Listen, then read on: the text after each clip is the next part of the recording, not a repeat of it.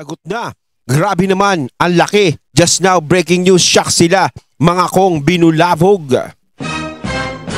Ayan, syempre itong balitang ating matutunghayan ngayon ay nagmula kay Balitang Pinoy TV.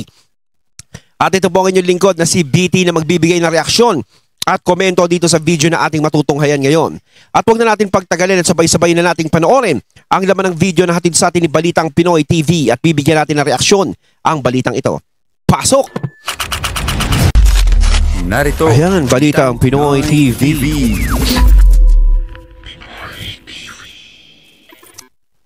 Okay, ayan na nga, mainit itong pag-uusapan natin ngayon kasi po. Ayun, bago natin simulan ng video ito, nais ko nga pala magbigay ng credits dito sa boses at video na matutunghayan natin ngayon. Walang iba kundi si Sir Donmar TV. Syempre, suportahan natin si Sir Donmar TV. Pakibisita ang kanyang channel na Donmar TV, mga katunay. At huwag niyong kalimutang mag-subscribe at mag-follow sa channel ni Sir Donmar TV para maging updated po tayo sa mga vlogs, reactions at mga balitang inihahatid sa atin ni Donmar TV. Ayan, bibigyan natin ng reaksyon nito ngayon. Last na ating panoorin ay itong interview ni Pinky Webb, no? In-interview po ni Pinky Webb itong si Representative Valeriano ng Manila 2nd District, no? Representative ng Manila 2nd District. Patungkol po dito sa flood control projects, maraming nagsasabi na hindi dapat, no, na ang mga taga House of Representatives ang mag-imbestiga dito sa flood control projects na ito. Yes. Kasi po ang mga sangkot dito, mga kapwa nila congressman diyan. 'Di ba? Pinagpipilitan nila na walang conflict of interest, kaya lang 'yan. 'Di ba? Kasi ang sabi po ng taong bayan, ang panawagan po ng taong bayan, hindi po bagay sa inyo na kayo yung mag-investigate tapos kayo rin ang sangkot, di ba? So tama 'yun, no? May ganun pala 'yun. Na sila yung nasasangkot dito sa usapin, tapos sila din yung mag-iimbestiga sa mga sarili nila. Hindi pwede nga namang ganun. 'Di ba? Syempre unang-una, halimbawa, Kongreso, diyan iimbestigahan na 'yan. So may nasagkot diyan na congressman, ganto. Ano, kaya nyo ba siya? Kaya nyo ba siyang parusahan? Kaya nyo bang ibigay ang nararapat sa kanya? Di ba? Siyempre kasama nyo yan eh. Lalo na siyempre, dikit mo? Kaya nyo? Tingin ko hindi. Hindi kayong maglalaglagan dyan. Sama-sama nga kayong gusto magpa-impeach kay BP Sara dyan eh. Pero yung ibang congressman na mababait dyan ilabas natin yun. Hindi lahat ng congressman ang tinutukoy ko dito. May mga congressman pa rin na maaayos at matitino dyan. No? Pero yun doon sa mga mahirap eh. Mas maganda sa iba. Sa iba yan imbestigahan. Diba? Kasi dyan, pwede kayong magtakipan. Pwede naman kayong mag-anuhan dyan eh. Kasi magkakakampi naman kayo dyan eh. Siyempre, hindi nyo ilalaglag ang isa't isa dyan. Hindi ko naman sa inaano kayo, diba? Siyempre, iisipin. Hindi na naman sa aking isipin yun eh. Iisipin din ng ibang tao yun eh. Diba? Ano tayo dito, nagbobolahan? Sino binobola ninyo? Diba? Dapat iba ang mag-imbestiga sa inyo. Kasi yes, tama. Ang mga kasabahan nyo dyan, tama yung term na conflict of interest. Dapat ibang ahensya o ibang institusyon ng gobyerno ang mag-investigate sa inyo. Yes. Diba? Okay, so yun po ang ating pag-uusapan ngayon, no? Mainit ito, dapat tayong makialam dito sa mga issues na ito kasi pera natin ng taong bayan ito. Okay? Yes. Pero guys, bago natin ito pag-uusapan, help me po na i-like muna at i-share itong video na ito para guys kakalat ito sa taong bayan. Okay, so sabay nating i-like muna at i-share itong video natin. Ayan, Donmar TV. 1, 2, 3, go. Go. Okay, like and share para maraming makalam. Like and share ang Donmar TV. Paki-subscribe at paki-follow ito para lagi kayong updated sa mga balita na kagaya nito. At ma-notify ang inyong mga cellphones kung meron tayong breaking news. Okay? So, kagaya nito, breaking news ito. So, sabay-sabay natin i-follow, i-subscribe, Facebook at YouTube. Ready? Follow, subscribe. 1, 2, 3, go! Go! Ayan, thank you very much. Tama ba yun? Anong napipirwisyo yung taong bayan sa mga kabulastugan ninyo? Para lang magka-proyekto kayo. Magkano ba talagang nasa inyo dyan? Nagtatanong lang kami. Kasi nasusobrahan na yung ibang mga kongresista dyan eh. Atat na makaproyekto na hindi na iniisip itong mga proyekto na ito Sa kakaisip nila sa daming proyekto, nagiging ghost project na yung iba. Di na nakita. Kailangan mo pa ng third eye para makita. O kaya nagiging ghost third eye, grabe. project. Ito. Talking about ghost projects. Madami yan. Maraming mga gumagawa dyan sa Kongreso raw. Mismo si Presidente Marcos nakakita ng ghost. Meron na palang third eye si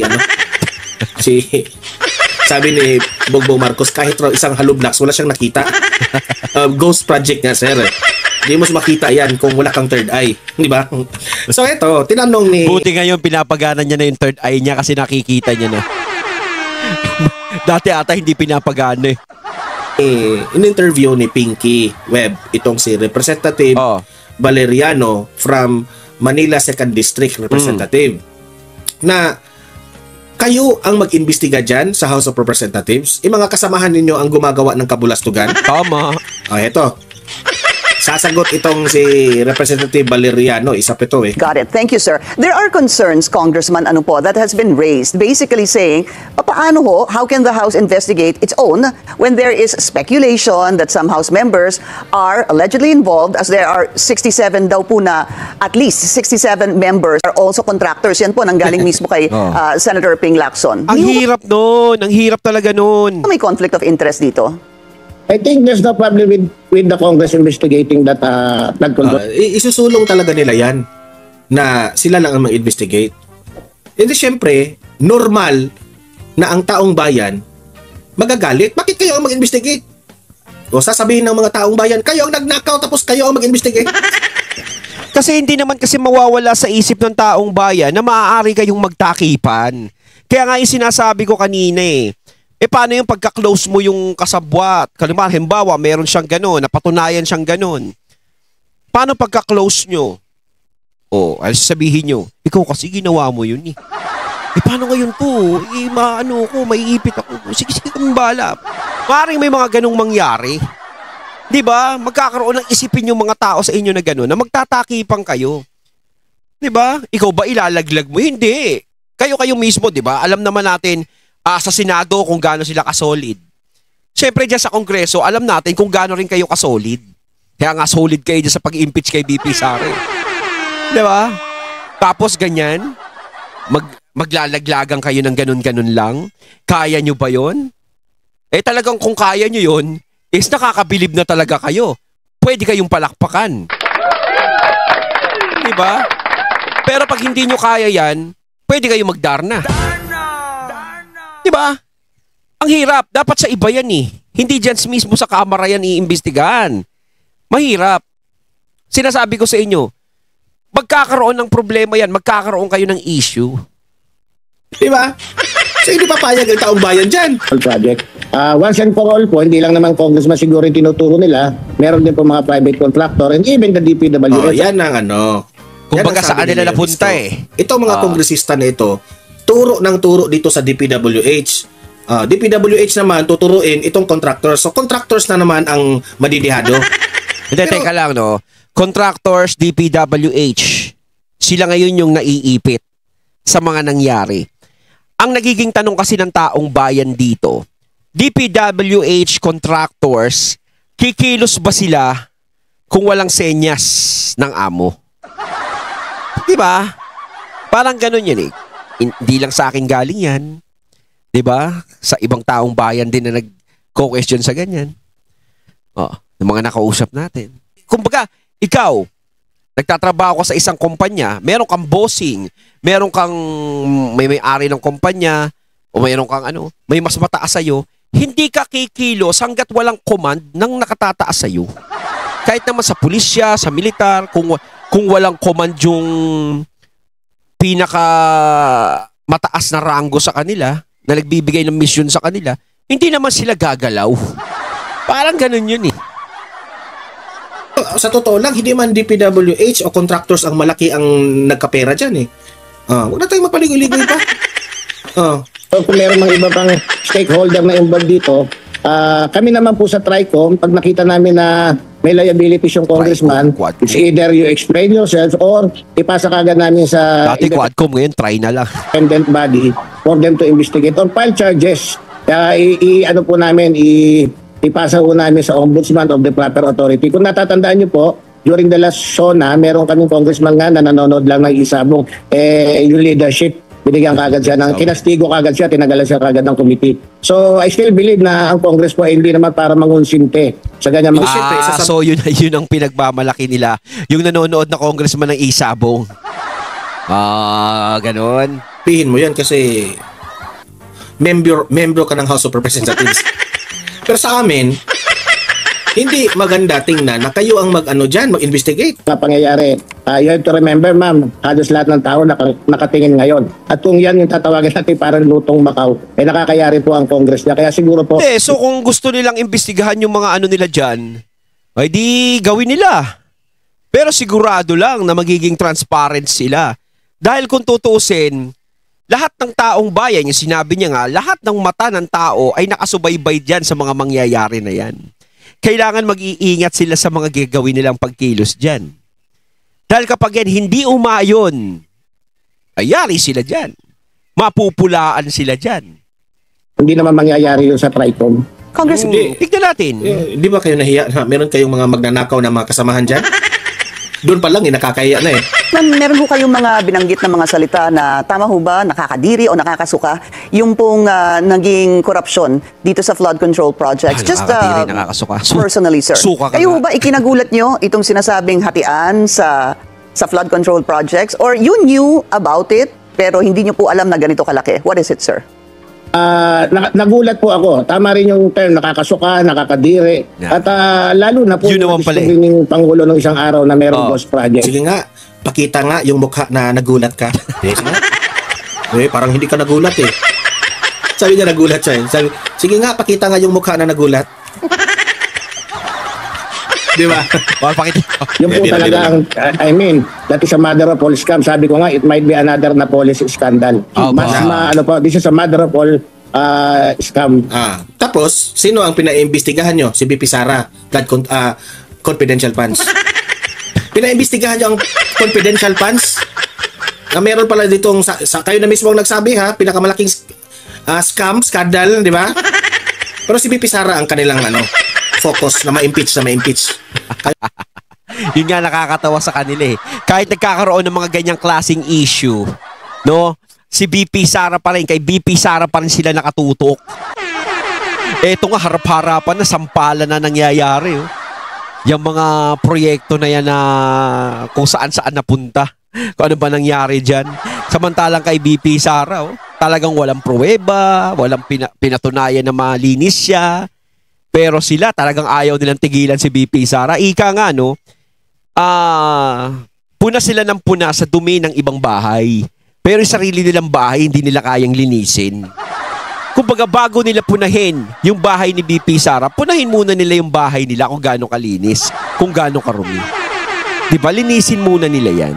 Kasi hindi sila pwedeng pumuna ng ibang dumi kung ikaw mismo sa sarili mong pamamahay, hindi mo maayos. Hindi ka marunong maglinis. Diba? Ay, lahat ang matanggal dyan eh. Mga kawatan dyan eh. How will you siguro reply, Congressman, doon sa mga magtatanong na kaya nyo bang patawag yung sarili nyong mga congressman? Kaya bang? Kaya nyo bang ipatawag ang kapwa congressman nyo dito? Kaya nyo bang magtanong ng mga kailangan tanungin sa mga kapwa congressman nyo dito? Medyo malabo lang po yung dati. Kaya ba namin, what do you mean, ma'am, again? Kaya niyo ho ba, Congressman, sa mga nagtatanong, kaya ba ng TRICOM ipatawag ang kapwa congressman? Sabihin po natin, posible. Parang nabibingi siya. Hindi ko marinig. Can you repeat the question? Involved or may questionable participation dito po sa mga flood control projects. At kaya niyo ho bang tanungin ang kailangang mga tanungin? Opo naman. In the first place, mas madali nga sila tawagin kasi andun na sila mismo sa Kongreso. At yung TRICOM po, tingnan nga natin. Even the public, na wala tong kikilingan at magiging fair po yung investigation. Walang kinikilingan, walang pinoprotektahan. Serbisyong totoo lamang, San Miguel Vieja. po ninyo yung Quadcom ng 19 Congress, yan din yung... Sige nga, titignan nga natin, Sir Donmar. Sige, pagbigyan natin sila, tignan natin. Kung talagang kaya talaga nila, kung gagawin talaga nila. Kumbaga, sige, wag muna natin husgahan tong nagsasalita na to. Kumbaga, Sir Donmar, panoorin natin sila kung ano yung gagawin nila. Di ba? Oh. Tignan natin. Kita mo naman nasa litrato ko, ngiting-ngiti talaga, ngiting tagumpay. Session before, pero what happened after the Quadcom, lahat naman ng dapat ipatawag, lahat naman ng dapat akusahan, at siguro naman the result will speak for itself. Maganda yung naging resulta po. And this time yung Quadcom, TRICOM, naniniwala po ako sa credibility ng tatlong chairman. One is Congressman Terry Redon, si Congressman Joel Chu. Parang dito pa lang nakikita na natin, no? Ayaw natin pag-isipang bias, ha? Parang dito pala nakikita natin, di ba? Parang, nako. Good government. Si Congressman mo ng Public Voice. So, I believe na po to. Tama lang na magsimula. At kami naman, kung meron ng independent body na mag-iimbestiga, willing din po namin isubmit yung sarili namin. Kung meron masasabi sa mga Congress, isubmit yung sarili namin to an independent body para once and for all din, ma-clear or maparusahan na yung merong kinalaman dito sa nakakasulasok sabi nyo na flood control project. Yun naman pala sige. Ayaw talaga nila, no? Ayaw nila ibigay sa iba. Para sa hindi, sa amin na lang. Pero ito, nagbitaw siya ng salita, napaparusahan talaga nila yung dapat parusahan kung sino. Abangan namin yan. Mga mamaya sabihin nyo, wala namang ginagawa, walang paparusahan dito. Sino kaya? Sino? Si Congressman Panaligan po, ipapatawag ninyo. Again, ma'am? Si Congressman Panaligan po, ipapatawag niyo ho ba? Yes, definitely, ma'am. Dahil sa privilege speech po ni Senator Lacson, lumabas na yung pangalan niya. So, once and for all, patawag namin siya. Malaman natin kung meron siyang kaugnayan dito sa usapin na to. At kung wala naman, sabihin niya rin sa amin. Pero kung meron, ma'am, willing po kami mag-recommend ng karampatang charges para sa kanya. Hindi po kukonsintihin ng leadership ng Congress kung meron mang kasalanan ng isang miyembro namin or kulig namin. Hindi nga. Congressman Valeriano, hindi kasi hindi nyo kami masisisi kung bakit ganito kami mag-reaction sa inyo Di ba? Kasi syempre, sa totoo lang, no, di ba? Parang nawala kasi yung tiwala namin Simula nung nangyari sa mga Duterte, sa mga Di ba? Parang iba Iba yung dating namin iba yung dating nyo sa amin Na parang iniisip namin tuloy nito, napapangunahan namin kayo na hindi nyo naman gagawin yan. Baga, parang kayo lang hindi nyo matatanggal, hindi nyo rin kami masisisi kung bakit ganito kami mag-isip sa inyo. Ngayon, kung sinasabi nyo talaga na ganyan kayo, hindi kayo magiging bias kung sakaling may mga kasama kayo na nasangkot dyan sa ganyan, talagang paparusahan nyo, di wow. Diba? Patunayan nyo na lang kasi mahirap sa puro salita lang tayo Kung puro salita lang, madali lang magsalita. Pero ang pinakamahirap kasi dyan, yung gawa. Kaya nyo bang gawin? Madali lang sabihin, kaya nyo bang gawin yun? Naparusahan yung sarili nyong mga kasama dyan? Yes, kaya namin. Ang aabangan namin dyan yung gawa. Senator Ping Lacson's privilege speech, hindi man niya ibinigkas ang pangalan ni Congressman Panaligan, lumabas naman po doon sa kanyang PowerPoint presentation, di ho ba? Dahil sa pag-imbestiga ng team ni Senator Ping Lacson, lumabas yung tinatawag na supposed to be accomplishment report ni Congressman Panaligan. Hindi naman po niya ito dinenay, kausap ko din po siya kagabi. Kayo ho ba may ganito, yung tinatawag na accomplishment report, katulad po ni Congressman Panaligan, kung saan lumabas yung 3.8 billion sa Nauhan at 800 million po sa Baco? To be honest, mama, dito po sa Metro Manila, wala po kami natatanggap na accomplishment. Ako, I myself, I can speak for myself, wala po kami natatanggap na accomplishment report. Nalalaman na lang po namin yan. First, ang procedure po na ginagawa ng DPWH dyan, pag pinresita yung NEP, ando na po yung kailangan mga flood control. Hindi po kami nagre-recommenda ng flood control dahil aminin ko na po sa inyo, hindi naman kami engineer or knowledgeable sa ganyan. It's only the DPWH na magpe-present po sa amin. Meron po silang master plan talaga. It might be a long-term master plan, kaya lang nagkakaroon ng problema po dahil hindi nga nila mapondohan ng isang pondohan lang, ng isang funding. So, unti-unti po, kaya pagka nasisisi sila sa flood control, marami pa hong pagkukulang dito sa Metro Manila in regards to flood control project. Wala po kami natatanggap na kahit anong ganyan. Ang punto ni Pinky Web dito is, kayong mga taga-kongreso, hindi ba kayo mahiya? Nagpagawa kayo ng project, na kasama yan sa accomplishment reports ninyo, na hindi nyo nga yan in-inspeksyon na giba-giba, sira-sira na yung mga proyekto na yan. Yes, tama. Di ba? Dapat in-inspection nyo Yun lang ang itinatanong eh. Wala kayo, basta kayo nakagawa lang kayo ng proyekto, hindi ninyo chinek kung quality ba yung ano. Hindi sinong napapahiya? Kayo rin, di ba? Oh. Mga taga-kongreso. Ayun, at ating natunghayan ng video na nagmula kay Balitang Pinoy TV. At syempre natunghayan natin ang boses na yun ng video na binigyan natin ng reaksyon. Walang iba kundi si Sir Don Mar TV. Kayo mga katunay, anong masasabi nyo tungkol dito? Comment lang po kayo sa comment box. So once again, I'm BT and I'm out. Peace.